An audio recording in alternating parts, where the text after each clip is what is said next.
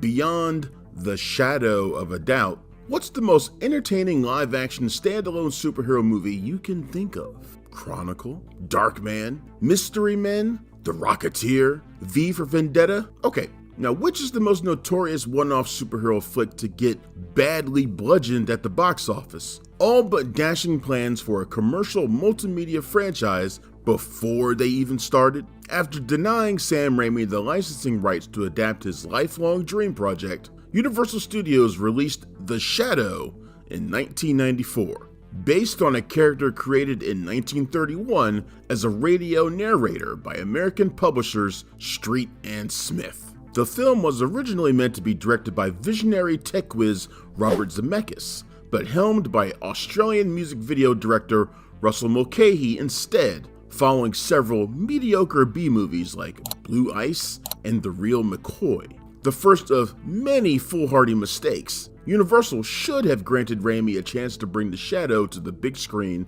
5 years earlier. Raimi was forced to create Darkman in response, which combines elements of The Shadow with classic Universal monsters of the 1930s and 40s. While we can all thank Universal for indirectly gifting the world with Darkman, it's high time to look back and wonder what doomed The Shadow, including why the film failed to capture the hearts and minds of moviegoers, instantly ending plans to turn it into a mega merchandising behemoth. All that and more when we pull back the mask and find out what the happened to this movie. The Shadow knows.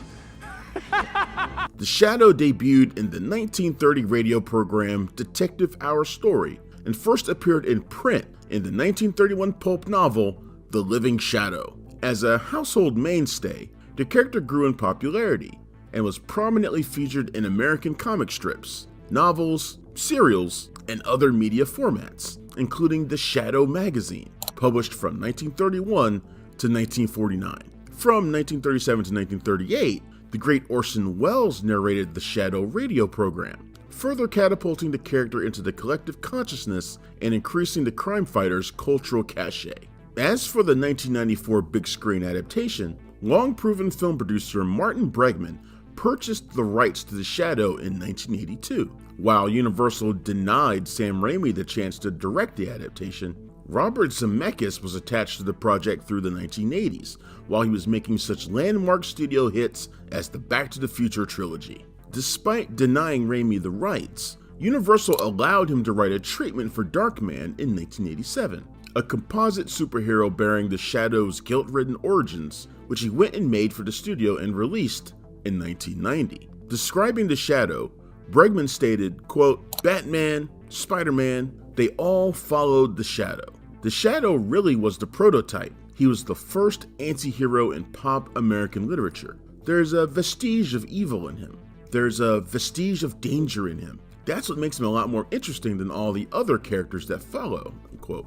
While developing the project, Bregman tapped David Koepp to pen the screenplay following his work on Jurassic Park. Koepp based the story on his childhood experience listening to the Shadow radio show on CBS reruns. With a handful of credits to his name by then, Koepp had just written Death Becomes Her for Zemeckis in 1992, with Universal planning on reteaming the duo for The Shadow. Alas, Zemeckis left the project around 1993. The same year, Koepp's outstanding screenplays for Jurassic Park and Carlito's Way were released as feature film adaptations. Penelope Ann Miller, who plays Margot Lane in The Shadow, also stars in Carlito's Way. While Bregman produced Carlito's Way, arguably Brian De Palma's most underrated movie, he oversaw the silly throwaway thrillers Blue Ice and The Real McCoy in 1992-93. Once Zemeckis left, Bregman hired Russell Mulcahy to direct The Shadow, who made Blue Ice and The Real McCoy after several years of music video work. In 1990, Koepp wrote a new draft for Universal after struggling to adjust the proper tonal balance between light and dark, humor and horror. After Koepp's early drafts, Bregman stated, quote, "Some of them were light, some of them were darker, and others were supposedly funnier, which they weren't. It just didn't work," unquote. Modulating the character's tableau, Koepp combined elements of the Shadow's radio persona and magazine appearance. For instance, the story beats are inspired by the novels, while the overarching tenor of the movie echoes the radio show. The Shadow's alias, invisibility powers, and inclusion of Margot Lane were derived from the radio show. The Shadow's iconic costume, dual semi-automatic handguns, and affiliated agents are inspired by the pulp publications. While writing the script, Koepp had Alec Baldwin in mind for protagonist Lamont Cranston, stating, quote, "He has the eyes and the voice. He had so much of what I pictured Cranston being," end quote. To tailor the script to Baldwin's natural charms and comedic timing, Koepp would sit in rehearsals and take notes to incorporate into the dialogue. Still, Koepp's biggest challenge was to set the Shadow apart from other superheroes by getting to the heart of what makes the character tick. The central query, "Who knows what evil lurks in the hearts of men?" became the dramatic fulcrum on which to tell the Shadow's story. As Lamont looks inward to understand what drives men madly murderous, the story becomes about guilt and atonement, according to Koepp. A personal redemption tale for the masked and fedoraed vigilante skulking the noirish nighttime. Of course, a superhero is only as good as their archenemy, and when it came time to give the Shadow a worthy adversary, Koepp settled on Shawan Khan. According to Koepp, Khan was chosen because, quote, "He was bold and he knew what he was doing. He wanted to conquer the world." That was very simple, maybe a little ambitious, but he knew exactly what he wanted, end quote. Although Chow Yun-fat was considered to play Shawan Khan, Mulcahy cast John Lone for the role. Khan, who appeared in 4 Shadow stories published in the 30s and 40s, is described as the last descendant of the barbarous Mongolian marauder Genghis Khan, steeping the mythological lore in rooted history. However, in 2003, DNA tests proved that roughly 8% of Mongolia's male population descended from Genghis Khan, meaning despite being fictional, Shawan Khan was far from the last remaining relative. Speaking of inauthenticity, The Shadow was filmed in Los Angeles, despite taking place in New York City, where the character originates. Bolstered by a $25 million budget that swelled to $40 million, principal photography lasted 60 days between September 27, 1993 and January 28, 1994, with a minor film unit performing on location throughout Southern California.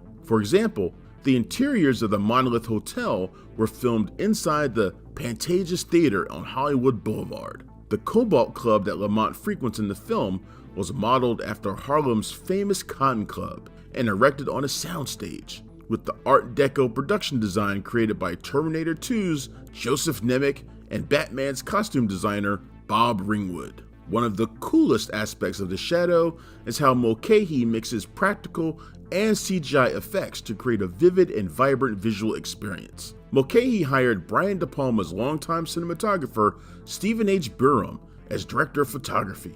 Despite the heavy usage of practical and digital technology, one overlooked part of the story includes the sweeping cinematic score by the great Jerry Goldsmith. The music helps elevate the mood of each emotional expression, with bold operatic strokes punctuating the violent action scenes, lush romantic melodies for the tender love scenes, and menacing synthesizers for Khan's main theme. Composer Diane Warren also wrote a big band style number called Some Kind of Mystery, performed by Sanoa Loren, who is made up to resemble famous actor and singer Lena Horne in the Cobalt Club.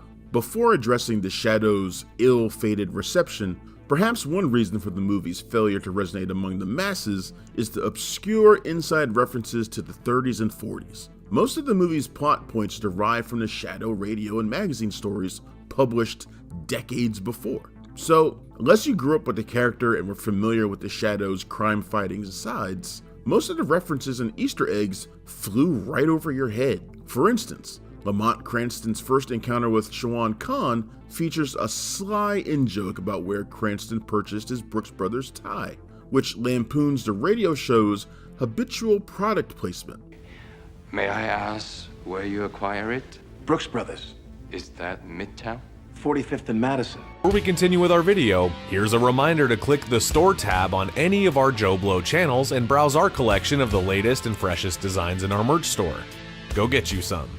From there, the movie adapts several radio and novel storylines and action sequences that, unless they happened to be familiar beforehand, did not connect with the audience in 1994. A glaring example includes the scene in which Cranston rescues Dr. Roy Tam from suicidally leaping from the Brooklyn Bridge. The scene was lifted directly from the Shadow's debut novel, The Living Shadow. Yet another is the cigarette billboard presenting Khan's demands, which was first seen in the 1939 Shadow story, The Golden Master. Speaking of cigarette ads, the Smoking Man billboard for Lama cigarettes in the film parodies the real-life Camel cigarette billboard campaign created in 1941. As for production, the most troubled example includes the exhilarating Hall of Mirrors chase during the finale. The sequence was intended to be much longer, but a massive 6.7 magnitude earthquake rocked Northridge, California on the day of filming.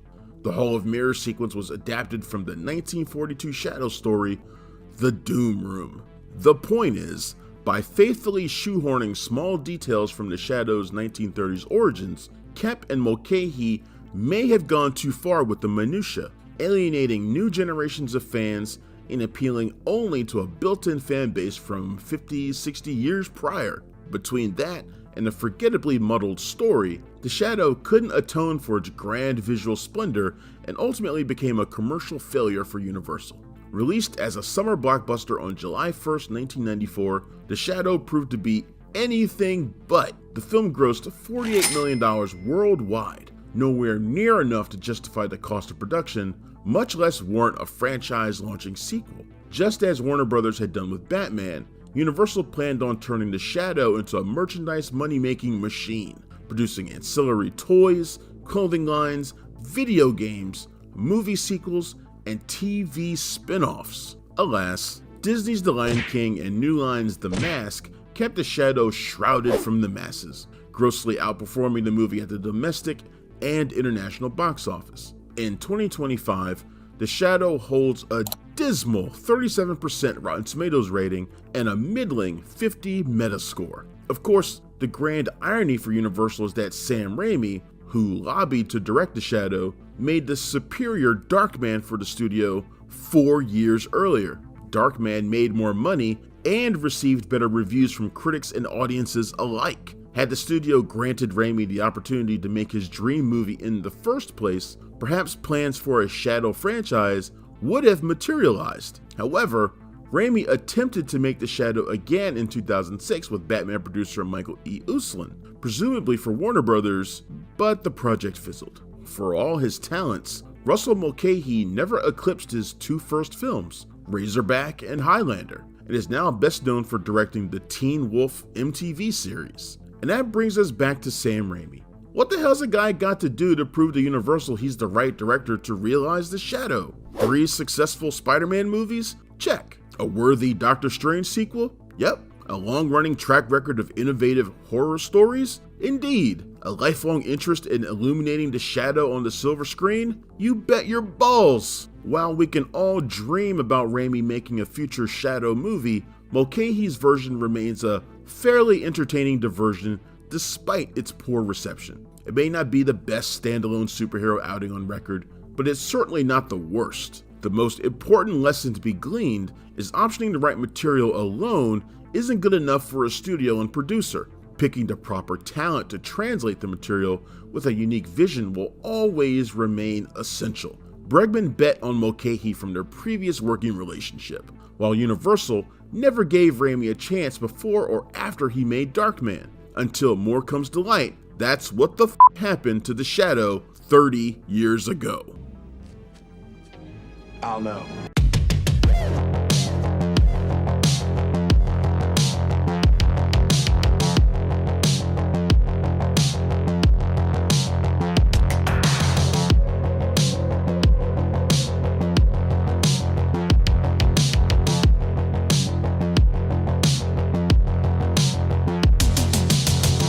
As alluded to, Darkman was conceived following Sam Raimi's failed attempt to adapt the Shadow comic book into a movie for Universal Pictures. At the time, Robert Zemeckis, fresh off Back to the Future Part 2, was attached to helm a big-screen Shadow movie, forcing Raimi to create a new superhero from whole cloth. Once Universal denied Raimi rights to the Shadow, He combined qualities from various superheroes while paying deliberate homage to the 1930s and 1940s horror movies that inspired him as a kid. Fusing characteristic elements from The Shadow, The Phantom of the Opera, The Hunchback of Notre Dame, The Elephant Man, Frankenstein, and more, Raimi conjured Darkman as a soul-tormented anti-hero, fighting his inner demons along with villainous mobsters, a man of science who begins as a kind-hearted do-gooder and morphs into a raging maniac, to a self-loathing monster, forced to look inward into his own heart. To convey this inner conflict on screen, Raimi came up with the idea to give the protagonist, Peyton Westlake, aka Darkman, the ability to alter the visage of his face to appear as other individuals. When the 40-page short story evolved, Raimi changed the conceit to have Westlake struggling to adapt after losing his original face after creating synthetic skin that deteriorates when exposed to light. Partially a victim of his ambitious folly, Darkman grapples with his embattled soul as he channels his face-altering technology to fight deranged criminals Louis Strack and the sadistic, finger-snipping mobster Robert G. Durant. While Raimi was adamant that Darkman was not a horror movie in the traditional sense, he couldn't hide his affinity for classic Universal monster movies. When describing his inspiration from old 30s and 40s horror movies, Raimi stated, "They made me fear the hideous nature of the hero and at the same time drew me to him. I went back to that idea of the man who is noble and turns into a monster." At its core, Raimi insists Darkman is more a tragedy than anything else. Sure, he looks terrible, he looks hideous, but really, what the movie turns out to be is the story of a man trying to recapture his lost love. While a few production mishaps occurred during principal photography, the most difficult aspect of making Darkman was writing the screenplay and editing the picture for a fickle test audience. With at least 12 screenplay drafts, the first was written by Chuck Farrer, who Raimi hired based on his work on Navy SEALs. Several subsequent drafts were penned by Sam Raimi and his brother Ivan, who incorporated his medical expertise as a real-life doctor to ensure Westlake's burn damage was accurate. As a preponderance of subplots piled up, Raimi and producer Robert Tapert felt they had enough story material to expand Darkman into a superhero movie franchise. Once that calculation was made, they hired screenwriting siblings Daniel and Joshua Golden to flesh out the narrative arcs. The Goldens contributed new dialogue, fresh characters, and action scenes before Sam and Ivan wrote several more drafts. Finally, Raimi's longtime friends and roommates at the time, Joel and Ethan Coen, helped develop the screenplay and polish the final draft, although they never wrote a complete script. As Tapert told The Hollywood Reporter during a 30-year retrospective, there are 5,000 names on that script. It was constantly being rewritten. In hindsight, I'm not sure it ever got better. It just incorporated more people's pisses. The Coen brothers were not credited by the Guild. They were instrumental early on with building the structure. The idea sprung from Sam's head, and Joel and Ethan coaxed him along that road.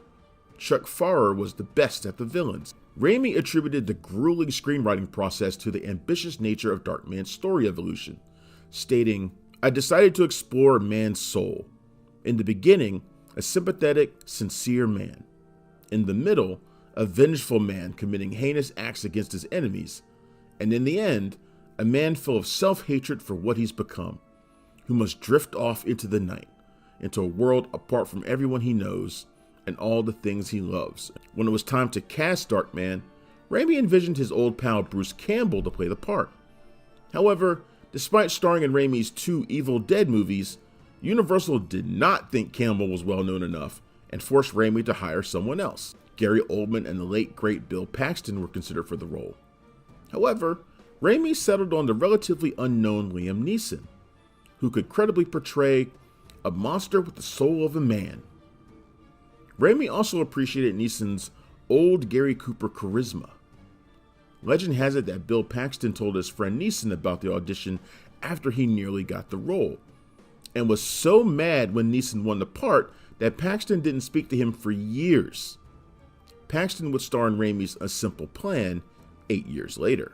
Despite Universal denying Bruce Campbell's casting, Raimi got the last laugh by giving Campbell a cameo as disguised Darkman in the final scene. Campbell also voices several background screams in the movie, stating he earned good studio money for his sound work behind the scenes. As for Neeson's attraction, he stated, "The script appealed to the little boy in me because I know it would have been something I would have loved to have seen on a Saturday matinee growing up in Ireland.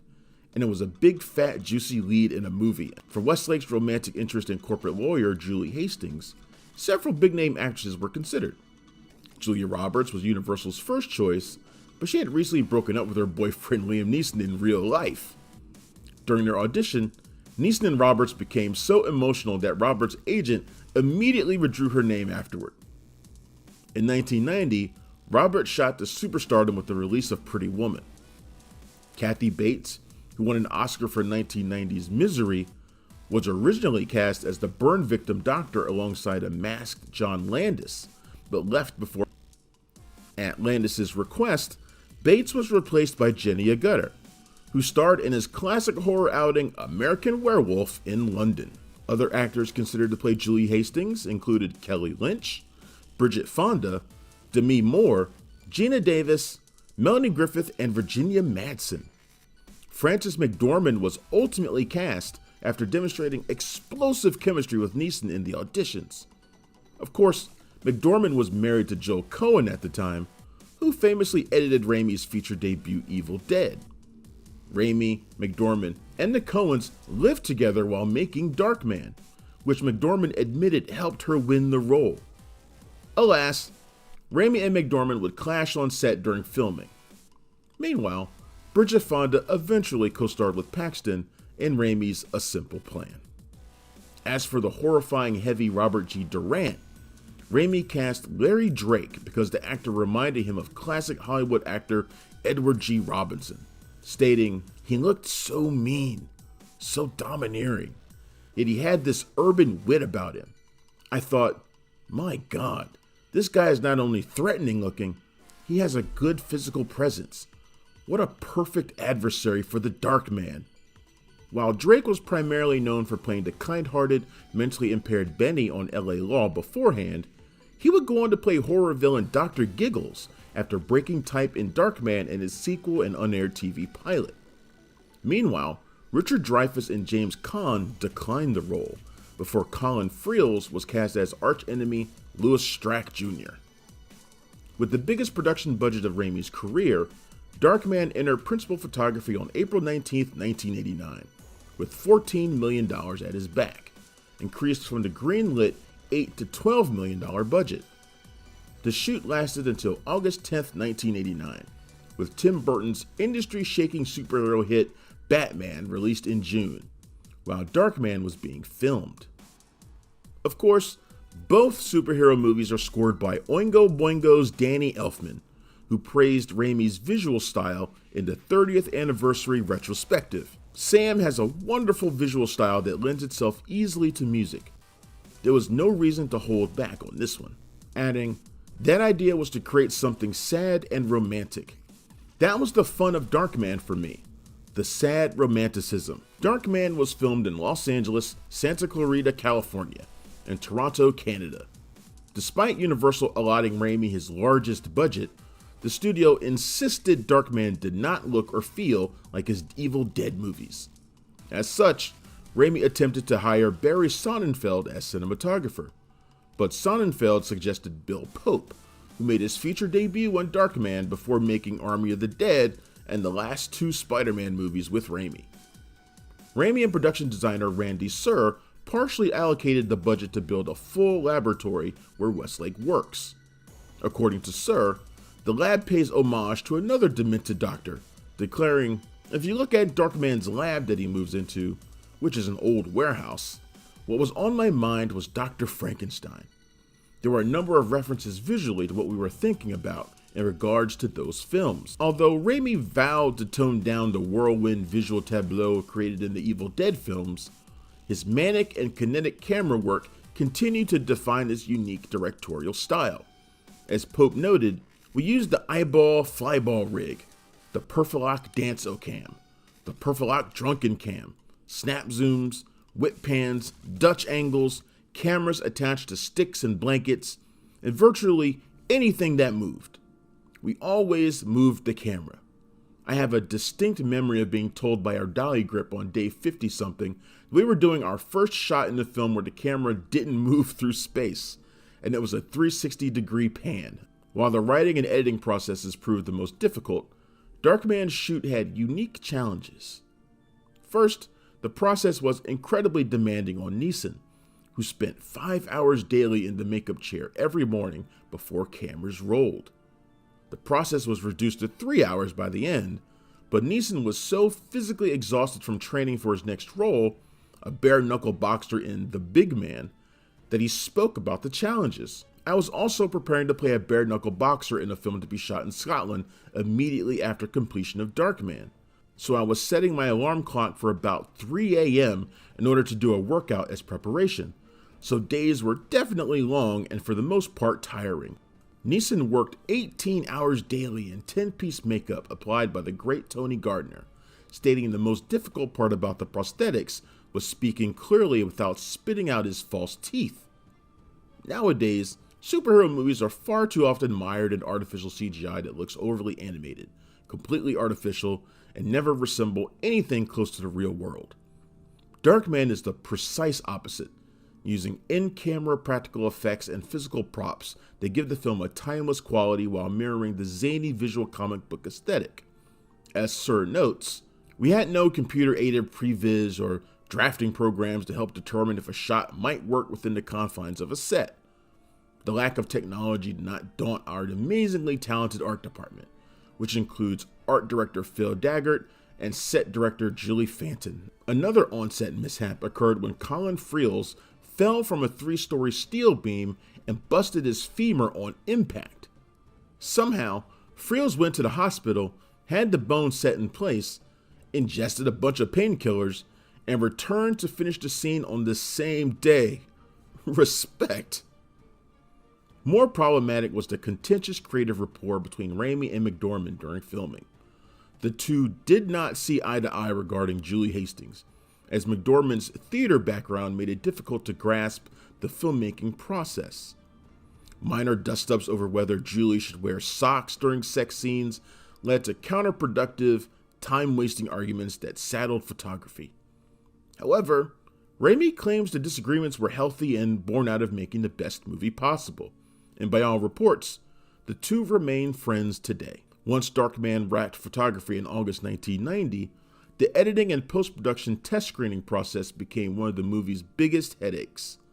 The first cut of Darkman, edited by David Stiven, tested horribly in previous screenings held by Universal and was deemed one of the worst movies tested in studio history.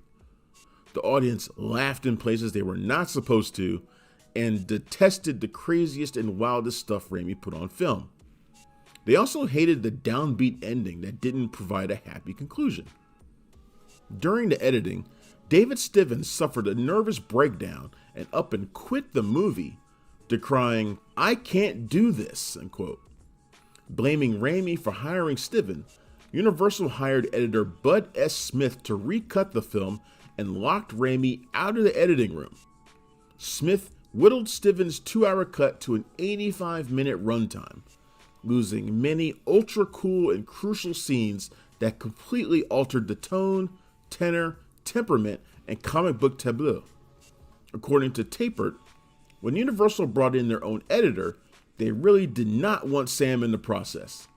Before that, we started out the preview process, scoring maybe 65, a score from the audience, and we were down to maybe a 26, with the shorter 85-minute cut scoring worse preview numbers than the initial edit. Universal was demoralized but approved it anyway. Unsatisfied, Tapert pulled off one of the most badass punk rock coup de grace on record. He hired editor Bob Murosk, now Raimi's longtime editor, to recut the entire movie from scratch, which included reinserting roughly 9 minutes of footage from the original version. Tapert and Muroski did this behind Universal's back and without Raimi's knowledge, taking matters into their own hands at the 0 hour to deliver the most entertaining movie possible. When they delivered the new 96-minute cut as the finished product, Universal believed the final edit was Smith's 85-minute version that the studio had previously signed off. By the time Universal execs realized 9 minutes of wildly outlandish footage was reinstalled, the negative had been cut, the sound mixed completed, and the picture was locked. With 48 hours until the movie was slated to screen for critics, Universal had no choice but to roll with the maverick 96-minute version we've all come to know and love. As Elfman noted, Universal's attitude at that point was, cut all the weird shit, and I would tell Sam, this crazy stuff is what makes the film. Rob and Sam did their best to piece it back together. According to former Universal president Sean Daniel, Tom Pollock, Universal chairman, was seriously fucking furious. I remember thinking, that is one ballsy guerrilla move. Is it as big a breach of every conceivable protocol of delivering a movie in post-production? Yes, totally. It was an Ocean's 11 maneuver. Thanks to the brilliant marketing campaign flooding city streets, subways, and bus stops with posters asking, "Who is Darkman?" the film opened number 1 at the domestic box office on August 24th, 1990. Raimi was enamored with the promotion, stating, "The marketing made the film a moneymaker." The film grossed $48.8 million, netting over $24 million for Universal, equivalent to $60 million in 2025. With a few exceptions, Darkman received positive critical reviews. A fresh visual dynamo, Raimi drew praise for his ability to replicate the graphic quality, cartoonish action, and rat-a-tat pitter-patter comic books known for but rarely replicated on screen. Despite the moderate commercial and critical success, Universal did not approve a theatrical sequel. Before we continue with our video, here's a reminder to click the store tab on any of our JoBlo channels and browse our collection of the latest and freshest designs in our merch store. Go get you some. Instead, Darkman continued with 2 silly direct-to-video movies, a Marvel comic, novelization, an 8-bit Nintendo video game, and an unaired TV pilot. The 1992 TV pilot detailing Darkman's origin story was scheduled to air on Fox, but the network did not pick it up. Drake reprised his role as Durant, with Christopher Bowen replacing Neeson as Westlake. The story would have followed Westlake following Julie's death, with Darkman seeking vengeance on her killers. Although Darkman's success did not allow Raimi to adapt a big-screen version of The Shadow, we all know he went on to helm 3 Spider-Man movies in the early 2000s. In 2006, Raimi tried to make The Shadow again with longtime Batman producer Michael E. Uslan, but the project fizzled. Of course, Raimi returned to the Marvel superhero realm with Doctor Strange and the Multiverse of Madness in 2022, the perfect material for the director to marry his comic book and horror movie sensibilities. While promoting Doctor Strange 2 in May 2022, Raimi confessed that Universal was considering a new Darkman sequel, and that Raimi would serve as a producer if it got made. Around that same time, Liam Neeson stated he would at least agree to read a Darkman 2 script. Meanwhile, Raimi has been tapped to direct the 3rd Doctor Strange movie and is preparing his new desert island horror flick, Send Help. With horror and comics again at work, it's high time Universal to stop fucking around and let Raimi make the Shadow movie he's been intending to create for the last 35 years. After all, as the big budget comic book movies become more like factory line cookie cutter items, let Raimi's friend Fran McDormand tell it best. What is gratifying is that it continues to intrigue an audience. Even with all the Marvel and DC universe that we have now, Darkman is an art film. Hollywood may no longer be interested in making cinematic art in 2025. Yet with the chronic sequelitis and formulaic comic book movies ruling the multiplex, at least Sam Raimi has an original vision and a proven track record to let him step into the shadow and lead Hollywood out of the darkness.